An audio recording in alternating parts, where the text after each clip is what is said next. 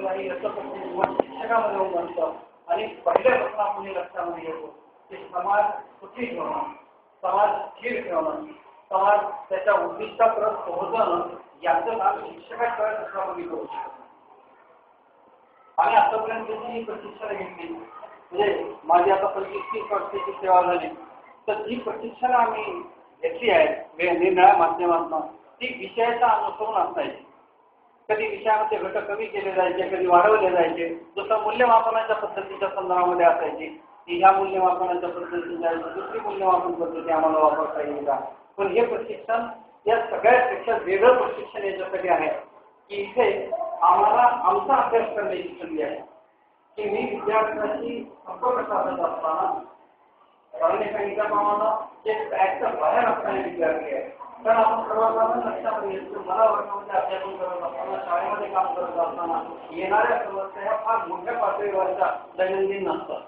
या ज्या सर्वसामान्य समस्या असतात या सर्वसामान्य समस्या सोडवण्यासाठी आम्ही प्रयत्न करतो. परंतु समाजामध्ये आपण हे लक्षामध्ये घेतो की निरनिराळ्या ज्याची सुखी असणाऱ्या गोष्टी आहेत त्याची ओढ असल्यामुळे समाजाला टीव्ही सारखी, मोबाईल सारखी, इंटरनेट सारखी साधनं ही सर्वसामान्यांच्या सुद्धा हातात पडत असल्यामुळे आणि त्याचा जो वापर आहे हा वापर योग्य पद्धतीने त्यांच्याकडून जर केला गेला नाही तर अनेक प्रकारच्या समस्या निर्माण होतात आणि या समस्यांचा जो तोडगा आहे हा शिक्षकांच्या माध्यमातून येऊ शकतो. संपूर्ण पुस्तकाचा ज्यावेळेस आपण आढावा घेतो थोडक्यामध्ये लक्षामध्ये घेतो तर या पुस्तकामध्ये दिलेले जे पॉईंट आहेत एक एक पॉईंट हा व्याख्यानाचा विषय होऊ शकतो. केवळ 5 दिवसामध्ये प्रशिक्षण घेतलं म्हणजे आमचे शिक्षक पूर्णपणे परफेक्ट होतील किंवा पूर्णपणे समाजासाठी बदल घडवून आणतील असं मला या ठिकाणी वाटत नाही. चौधरी सरांची व्याख्यानं 3-4 दिवसापासून बेग सरांची व्याख्यानं इतरही सरांची व्याख्यानं आम्ही लक्षामध्ये घेतो.